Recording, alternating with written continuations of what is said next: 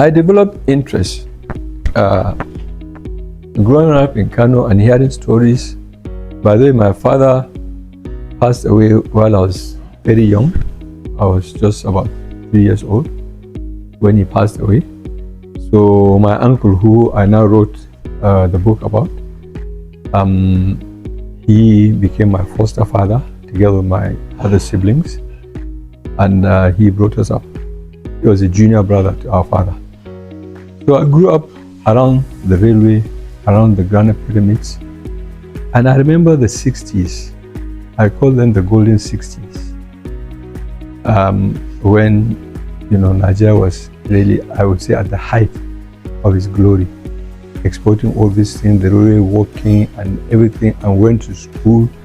I went to school, by the way, in Kaduna, and at that time the railway was the major means of transport, not only for goods but even for passenger. So my first trip out of Kano was by rail to Kaduna. I went to primary school, a boarding primary school called Kaduna Capital School. So that developed another relationship with the railway. I was taking the rail to school until towards the end of the 60s, motor vehicle took over, and people were no more, traveling by rail. Well, most those who can afford it, mostly they had their cars or they took public vehicle transport. So I started writing the story, as I said, about 10 years ago, falling back on the stories I heard and then complementing from elders like my uncle. And one of the places I went to was the compound of Nigerian Railway Corporation. A classmate of mine was the company secretary, Tijani Shehu, in the 90s. I think he retired in the early 200s. So, and I told him about my project, knowing where he was working, and he graciously introduced me to the managing director of the Nigerian Railway Corporation. It's all in my book, around 1998. So I went to the compound, I think Ibitimeta. So he took me to the managing director. He introduced me as his friend who is doing a research. He's writing a book. And the managing director was very happy to receive me, even though he said we betrayed the railway. I said, how? He said, you people promoted us and you abandoned us. You switched to motor vehicle. You denied us a lot of cargo. I said, but MD, we are not the only ones. Everybody was now going, which is sad, because in many countries they didn't abandon the railway. Because railway up to today is still, a major modern means of transport. If you look at the bullet trains in China, and other countries.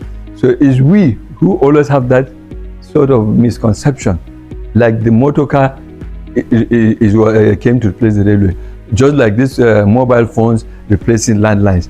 And in many countries, the landlines are still working, So, but unfortunately, that's the sad thing. So it took a lot from the railway because it wasn't getting patronage. It became more like a poor man's maybe means of transport, at least for the passenger side, and even for the goods. So a lot of goods was because the advantage of door to door. So if somebody is shipping goods from Apapa seaport, it will take it to his warehouse anywhere in the east, in the north. But if it goes by railway, you have to go and pick it at the railway station and then transport it to your warehouse. So all that worked against the railway, which shouldn't have, because there are still some goods which are better off shipped by, especially with the state of our roads now. I'm sure I'm not an expert, but those heavy duty vehicles carrying iron, carrying heavy equipment are damaging the road. But those could have gone by railway. But anyway, come back to our story. So the railway headquarters, was the first place I visited around 1997, 96, 97. And I was received by none other than the MD himself, and who gave Tijani the go-ahead. He showed me around the railway museum and even introduced me. There's somebody who I'll try to remember his name. So from there, my next stop was, Enugu, but I didn't travel all at the same time. All the 10 years, as I said, I went to the Enugu station, and I met the general manager, and he wanted to know that I was a contractor. And I said, no, I'm not a contractor. For somebody to come all the way from Lagos or from Kano, by air. I said, no, I came to see, the railway in Enugu, and I also want to see Onyema coal mine. I said, because I've read about Onyema, and coal was also one of the major exports, even before groundnuts. After groundnut, after groundnut and cocoa and coal and palm, then coal. And it's because of coal that Port Harcourt was even created. There was no city called Port Harcourt. But when the coal came from Onyema to Enugu, it now went to Port Harcourt to be shipped. So I knew all that from my history books. And I told the GM, he said, well, you need permission to go to Onyema, but I'll write that. So he wrote a letter introducing me, to the manager at Onyema Coal Mine, which was idle, but it still had a manager and it still had staff then. So, and I went to Onyema, which was about an hour and a half, from Enugu, or 2 hours. They too were surprised. They said, am I a contractor? I said, no. I came to see Onyema Coal Mine. It's part of our heritage, our history. So they took me down the shaft. I have pictures. I went inside, I saw the shaft, and I talked with them, and I came back. And then I went to Ibadan. I also went to the station, and I went to the forest. I saw some cocoa trees, So I think that was about 2 years after I went to Enugu. Sometimes when, I take some time, I space, and when I'm in the mood, or maybe I have, something to do, like maybe I had a trip to Lagos, then I said, okay, let me make a side trip to Ibadan. And then I went to Jos. All the pictures of my trips are in my book, and the stories, and the people I met. And I saw the tin mines too, just like I saw the coal mines. And then, of course, Kaduna, was my second home after Kano. And the station in Kaduna too was very familiar to me, as a child. I still remember the station because, the stations are like the airports today. Very busy. All roads lead to the railway station in Kano, in Kaduna, So, and then the Kano station was, I visited it this year, and I took pictures. Some of the old wagons are still there with grass growing around them. You can see they are not in use. I went around the station, which is idle. I've heard that a new station will be built just like they did in Kaduna. A new station when Abuja to Kaduna Rail was established. They built a new station in Ribochi, a village outside Kaduna. So I heard that's what they're doing. Because the railway station in Kano, it's not in a good state. When I saw it, very bad, grass everywhere, and private businesses around it. Maybe most of its land and property are being acquired. So, it's like reaching off, which is sad.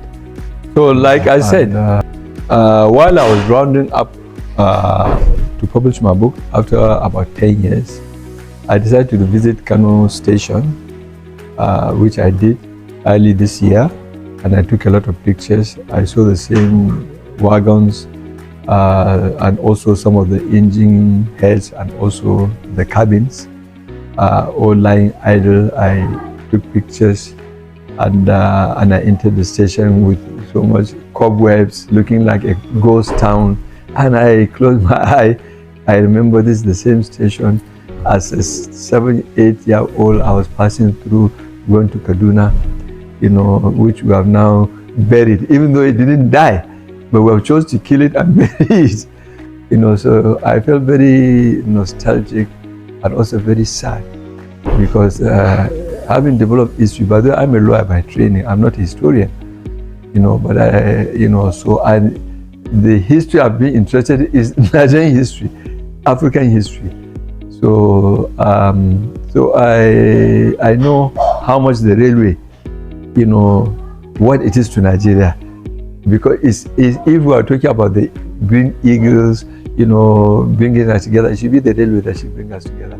Because what a lot of people don't know is that there were two Nigerias in the beginning, the colony of southern Nigeria and the colony of northern Nigeria.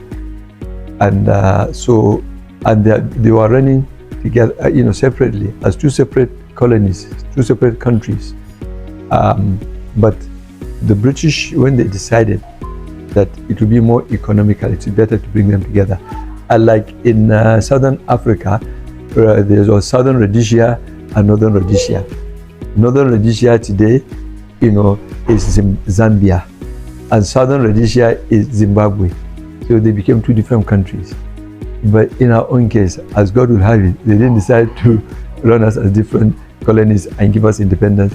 So they started to, and when they decided to amalgamate, to unite, what did they do? They said, let's first join them with the railway. And they built the railway, from Lagos to Kano. And the railways were separate at that time, because they started building the railway in 1907. And it was completed in 1911. Then when they decided to merge, they now merged Nigerian Railway. It became Department of Railway. No more Southern Nigeria Railway and Northern Nigeria Railway. And the bridge that connected Jebba to Baro was the first bridge, the first amalgamation of Nigeria. Before, you have to cross by canoe, whether in Benue, along River Benue or River Niger, in Makurdi, you are going to Eastern Nigeria, or from Niger State, you are going to Jebba. You have to cross by barges. So that bridge from Jebba was the first time Nigeria was joined. And even people can cross on foot. People now start also driving by road. But that rail, bridge was the first. So that enough shows you the significance of the Nigerian Railway. So then 2 years later, after that symbolic journey in 1912, the amalgamation came in 1914. And Nigeria became one colony, the colony and protectorate of Nigeria, no more southern or northern Nigeria. So I developed a lot of interest, and then also the role Aminu Dantata played. I call him the last man standing in an article which was published and went viral, because he was actively involved as a young man in the 40s and 50s. And then by the 60s, he was in his middle age, And then by the 70s, 80s, he died. He passed away at 94, just 3 months ago. He has seen it all. He has seen Nigeria changing, and he has seen the railway fade. And he has seen cocoa, granite fade. He has seen oil come up, which is good in Nigeria, but at the same time, it made us lazy. Our economy now we became lazy. We don't want to work anymore. Why work when there's money coming? And that has still been the same mentality. So, but I was very happy when the railway resurfaced, about 10 years ago. A project started, I heard, during the time of Jonathan, and then completed during the time of Buhari. And up here, there's the Abuja to Kaduna, and then there's the Lagos to Ibadan. So I was very happy, because I believe that there's hope for Nigeria. We are remembering. And also, railway is not even a historic. It's really a modern means of business, And also the first, because when railway was, invented, I think there was no motor vehicle.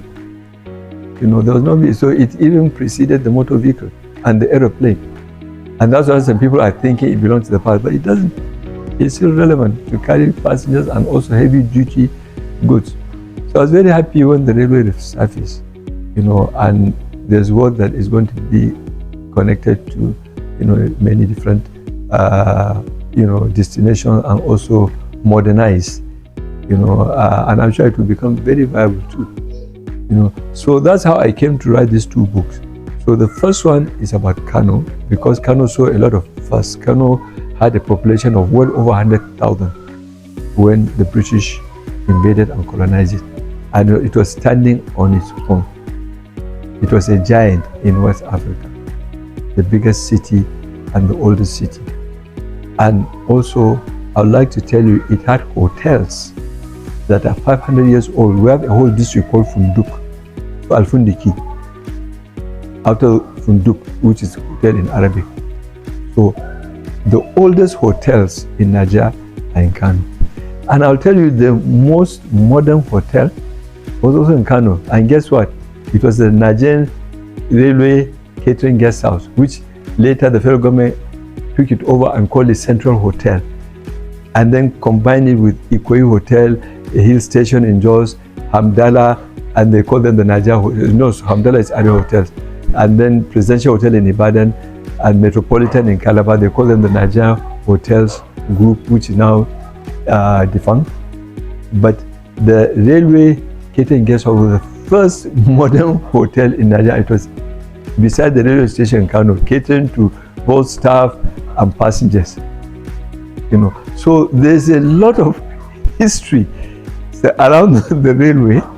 And for your own information, I also, in the course of my research, I found that from 1912, since there's no deputy or vice president, there's no deputy governor general. So the governor general was Lugard, but the most important government official was the director of railway, who was also a white man. So whenever the governor general, who was Lugard at that time, and even after Lugard left, whoever was governor general, when he was indisposed, maybe he's sick, or maybe he's going home, to London for his annual holiday, he hands over to the director of railway editing. So the director of railway was the number 2 throughout the colonial period. And then, when railway started recruiting people from across West Africa, from Ghana, from Sierra Leone, from Liberia, from English-speaking countries, Nigeria was recruiting them and training them, putting them in stations, first in Lagos and Kano, and then when other stations were coming up, they are recruiting, from managers to engineers to carpenters to cooks, so, and they were the bedrock, or they are the pioneers of the Nigerian civil service again. So there was no government service, so it was the railway department. So later they now started creating other departments, the Department of Education, the Department of Health. Then, they came up with Department of Transport. So now the railway department now became one, and then the C, became the second. And then the third, of course, road transport. So railway now became one of the 3 departments in the Department of Transport, after being Department of Railway on its own as the main, station. As the main government department. So, and that's how it was until they now decided to also remove the railway and make it a parastatal instead of just a department. And then it was given the name Nigerian Railway Corporation. And my father, along with Samuel Akintola and some 5 other eminent Nigerians, were among the inaugural board, together with 6 white men and 6 Nigerians. So I saw that picture. It's one of among the documents I found in my father's, study. I saw a picture. In fact, it was even an enlargement. And I recognized Akintola. But somehow along the way, I don't know how I lost that picture. I don't have it. But there was a picture, they probably took that picture after a board meeting. And that picture could have been taken in the mid-50s. So my father was invited because of the volume of business that Alassane Dantata and Sons was given the railway. Especially after the white people left in 1960. Because during the colonial period, the British kept indigenous business people down. They refused to allow them even to export. So they can only supply the European farms. Like my grandfather was supplying UAC. And he became their #1 supplier and also the biggest supplier in the whole of Nigeria, and went on to become the richest man in Africa. And UAC, he helped them also to continue consolidating their position as the biggest exporter of groundnut and also the leading European farm in Nigeria. So it was a very mutually beneficial relationship. It was a mutually beneficial relationship between UAC and Alassane Dantata. So Alassane Dantata, was approached by UAC, who heard about him. He was one of the major merchants of Kano, but he was probably not even the biggest. But when they approached him and he became their supplier, and he did very well in supplying them, they became #1 exporter of groundnuts from Nigeria, and he became #1 supplier of groundnuts to them. Because the government will not allow him to export, just like they will not allow anybody to export cocoa or palm. It was reserved, it was a monopoly of the European farms. Two things they didn't allow us: to export or to manufacture. So we were supposed to just be supplying raw materials. The manufacturing was supposed to be done in Europe, in UK. So very selfish policy, but that's the policy that sustained for 60 years, from 1900 to 1960. They didn't encourage manufacturing until when it was inevitable they are leaving. So then the factory started coming up in the 50s. And then by the 60s, the government of Nigeria went all out to try to industrialize.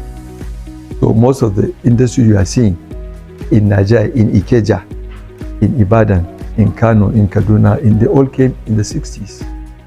Because throughout the colonial period, we were a supplier of raw material, to the factories in Europe.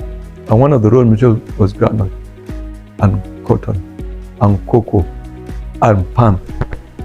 So my grandfather had no choice but to supply them with that, to join the economy also. And he made a lot of money as a supplier of groundnut. That was his main business. And so now he died in 1955, and my uncle, who just passed away recently, after my father, eventually he became the managing director of Alassane Dantata and Sons, and he continued the family legacy. And his brother Sanusi Dantata, branched out and started his own. So these two companies, Sanusi Dantata and Sons and Alassane Dantata and Sons, they became the leading supplier of granules, when Nigeria continued being the #1 in the world. And also, granule became #3 after cocoa and palm in the 60s.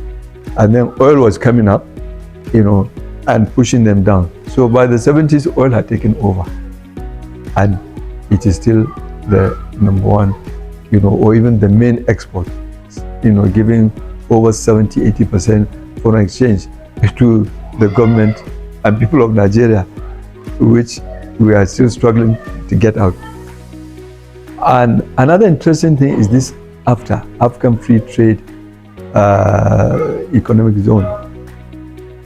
So if you look at the policy behind the objective, is to bring back those good old days, how we worked before the British interrupted and forced us to supply them raw material. So at that time there was manufacturing in Kano, Morocco leather, was leather from northern Nigeria, which the Moroccans bought in Kano. It has been tanned, it has been processed, and they started taking to Morocco, and from Morocco it went into Europe. Even Shakespeare mentioned Morocco leather in one of his plays. So majority of that Morocco leather was from Kano. And then there's a textile. People started making textile. And mind you, Islam helped textile in northern Nigeria because religion it forbids nudity. So when people started adopting Islam, of course they have to start also wearing clothes, and that increased the demand for textile, local demand. So our people are manufacturing cloth, which we call Saki, and also there are tailors who are also making garments with needle. So there was a lot of, and also the potteries, people making pots, and also iron, knives, swords, spears.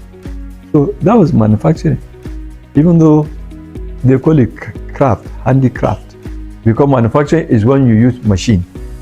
So the Europeans got an edge because they were involved in handicraft up to 1830, the 1830s, when the Industrial Revolution, which started in Britain. Then they started, instead of making goods by hand, they made machines that now make the goods. And that was when Europe started having edge over Africa, China, and the whole world. So the Industrial Revolution started in Britain and in Europe. And that's, how technology now moved on, and they came even to colonize us. Because we could also have colonized them, if it wasn't for that Industrial Revolution. So we're at par. I read that in, around 1900, Kano was at par with UK, with London, population-wise. They are both having about 150,000 people. So when Lugard came, he was surprised. He said, when he saw Kano, he said, now I've seen a city. That's, he was quoted in his book.